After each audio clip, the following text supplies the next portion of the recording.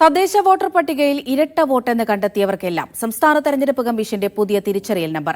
കോഴിക്കോട് കോർപ്പറേഷനിലും പല പഞ്ചായത്തുകളിലും ഇരട്ട വോട്ടർമാർക്ക് പുതിയ നമ്പർ ലഭിച്ചു. വോട്ടർ പട്ടികയിൽ നിന്ന് എപ്പിക് നമ്പർ ഒഴിവാക്കിയതോടെ ഇരട്ട വോട്ട് കണ്ടുപിടിക്കാനും കഴിയുന്നില്ല. മീഡിയ വൺ അന്വേഷണം തുടരുന്നു.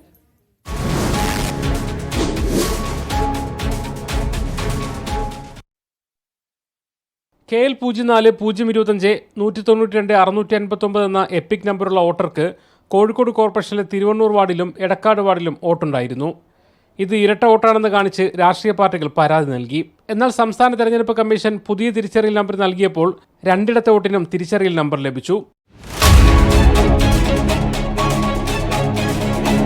അതായത് ഒരാൾക്ക് തന്നെ രണ്ട് തിരിച്ചറിയൽ നമ്പർ. ഇരട്ട വോട്ടറാണെന്ന് ആക്ഷേപം ഉന്നയിക്കപ്പെട്ട വോട്ടർക്ക് രണ്ട് തിരിച്ചറിയൽ നമ്പർ നൽകിയിരിക്കുകയാണ് സംസ്ഥാന തെരഞ്ഞെടുപ്പ് കമ്മീഷൻ.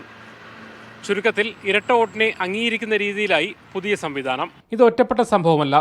കോഴിക്കോട് കോർപ്പറേഷനിൽ മാത്രം നിരവധി ഉദാഹരണങ്ങളുണ്ട്. തിരുവനന്തപുരത്ത് ഇരട്ട വോട്ട് പ്രശ്നം കോൺഗ്രസ് നേതാവ് ശബരിനാഥൻ ഉന്നയിച്ചിരുന്നു.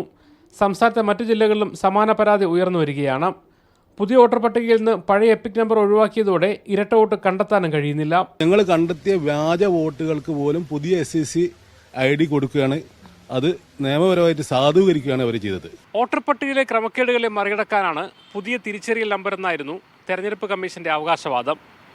എന്നാൽ വോട്ടർ പട്ടികയിലെ ക്രമക്കേടുകളെ അംഗീകരിക്കുകയാണോ കമ്മീഷൻ എന്ന ചോദ്യമാണ് ഇപ്പോൾ ഉയരുന്നത്. Muhammad Aslam, media one, Kozhikode.